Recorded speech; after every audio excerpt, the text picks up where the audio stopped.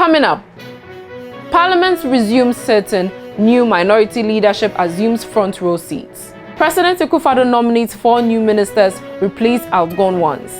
In politics, we play back what the NDC Suame youth organizer said and why the police is looking for him. In Turkey, Christian Atsu is in the hospital after spending 26 hours under the earthquake rubble. Reports say he's doing well.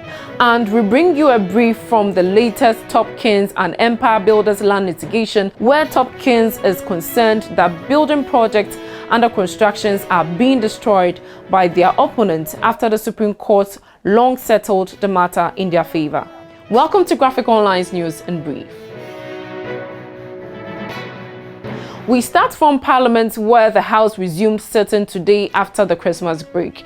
The first sitting of the first meeting of the 8th Parliament kicked off gingerly as the lenses focused on the minority caucus to see whether their front will be divided or demonstrate a show of solidarity to their new leadership, which moved to occupy the front row. It was an awe-inspiring to see the new leadership led by Dr. Ketil Atuforsen welcome their predecessors with open hands, hugging each other and try to crack some jokes. The former minority chief whip, Mohammed Muntaka Mubarak, and the former deputy minority leader, James Kloji Afeji, were literally everywhere to cheer up their colleagues, by conspicuously missing was the former leader Haruna Idrisu. Graphic Online's Daniel Kane reported from Parliament that indeed, Mr. Idrisu reported early to register his name at the table office, but checked out almost immediately, even before most of his colleagues could arrive. And after smiling to the cameras, Muntaka also sneaked out almost unnoticed, leaving only Mr. Veji, who stayed throughout the day's activities. Both Muntaka and Mr. Idrisu could not be reached after the sitting to react to their rather unusual action. But that notwithstanding, the atmosphere in the House was electrifying, with both sides of the divide coming in their numbers. The friendship was heartwarming as members crossed each other's path to exchange pleasantries. 2 incidents reignited the parliamentary spirit and firmed up the camaraderie culture that has existed for years. First, it was the entry of the Member of Parliament for Asin Central, Kennedy Acheampong, and reaction to the nomination of the MP for Nshaeso, Dr. Stephen Amoah, as Deputy Minister for Trade and Industry. Ken Acheampong's entry was greeted with a deafening noise of Presido, Presido, perhaps to celebrate his intentions to run as a flag bearer for the governing New Patriotic Party. With smiles all over, the Asin Central MP lost his way and found himself seated on the minority side at the start of proceedings, and the noise even escalated a notch higher when the Speaker, Alban Bagbin, announced new nominations made by President Akufo-Addo. The entire House erupted into sticker to welcome Dr. Stephen Amoah as Deputy Minister Designate for Trade and Industry. When proceedings started, Speaker of Parliament read the letter from the President nominating 4 new ministers, 2 elevations and 1 deputy ministerial reshuffle. This is to inform you of certain changes that I intend to make to the government with the approval of Parliament. I have, in accordance with Article 78(1) of the Constitution, nominated the following persons to be appointed as Ministers of State in their place, subject to the approval of Parliament. Honorable Kobina Tahir Hammond, Minister for Trade and Industry. Honorable Bryan Acheampong, Minister for Food and Agriculture. Mr. Stephen Asamoah Boateng, Minister for Chieftaincy and Religious Affairs. As a result of the vacancy which will be occasioned because of the reorganization of government, I have, in accordance with Article 79(1) of the Constitution, nominated Honorable Dr. Stephen Amoah as Deputy Minister for Trade and Industry,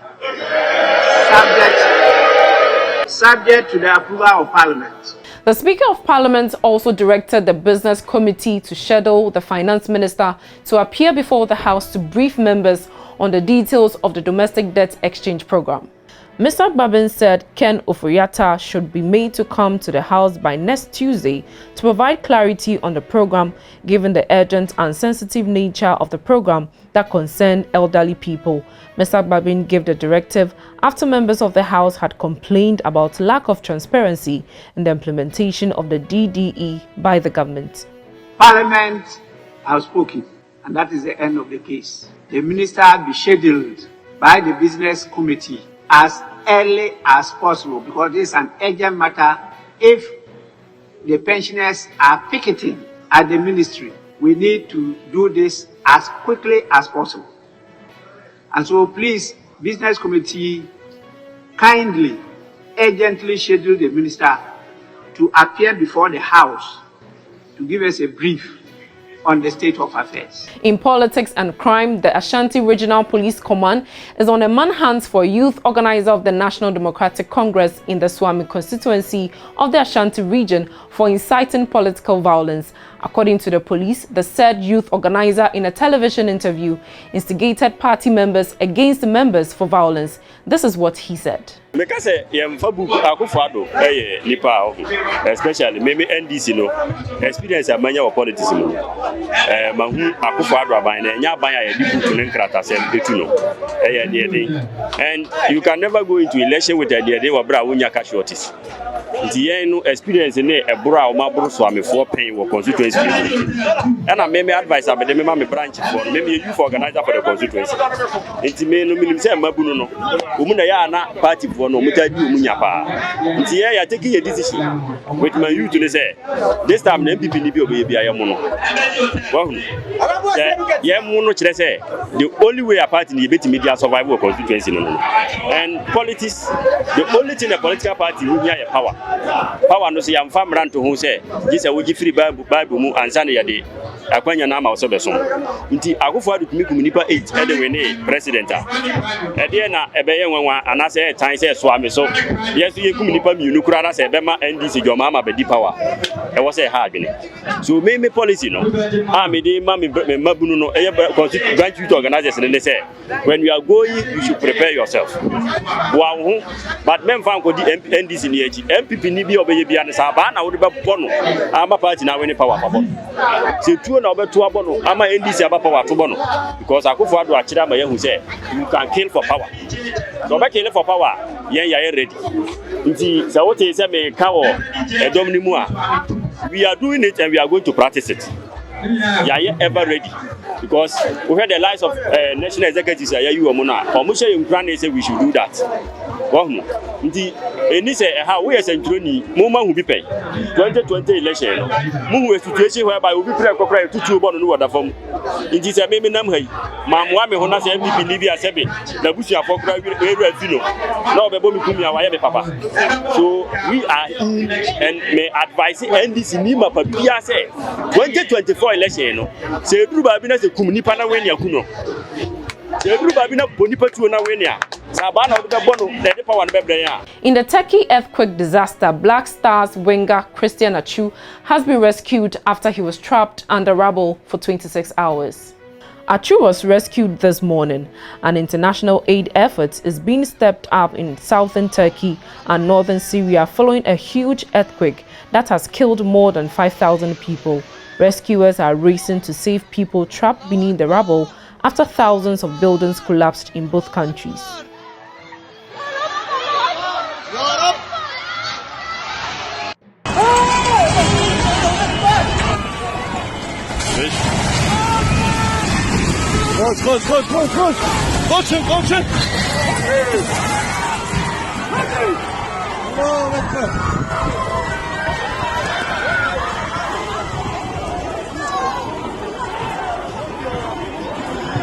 Baksana gene bir bina çöktü gene.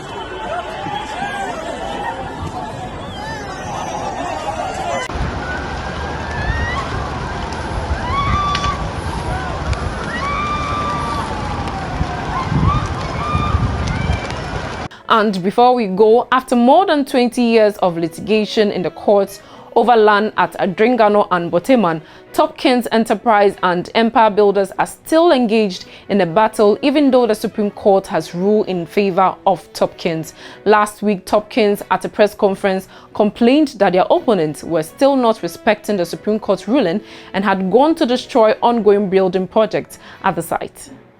This is in reaction to a press conference held by Empire Builders together with their sister company, Trasaco.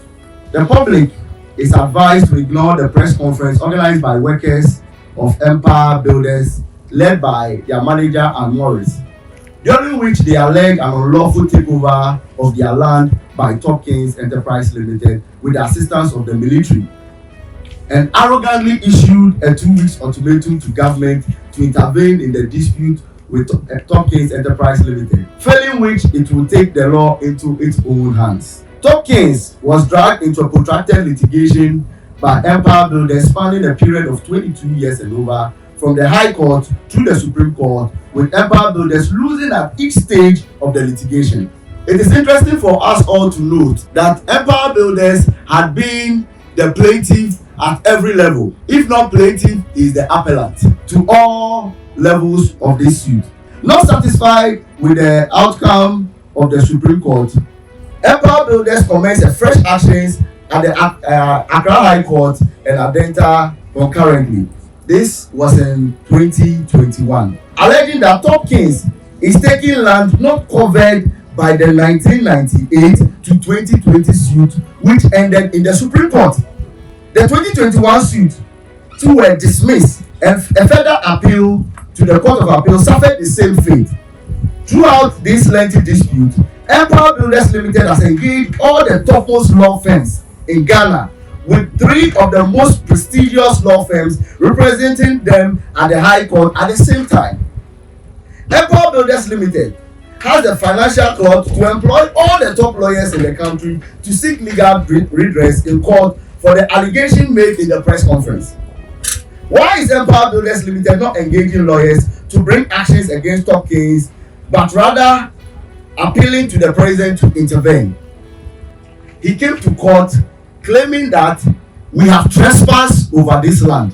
The bridge you used in entering this property was demolished by Empire Builders, and there was no access to this place. All the bare land you are seeing by you were full of buildings that Topkins had put up, and Empire Builders pulled each and every one of them down.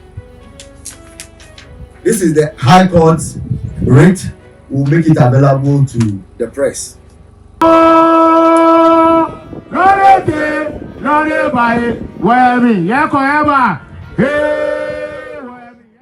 Thank you for watching. For more news, please visit our website graphic.com.gh, or follow us on Facebook at Daily Graphic and on YouTube and Twitter at GraphicGH. I am Juliet Echa Safo.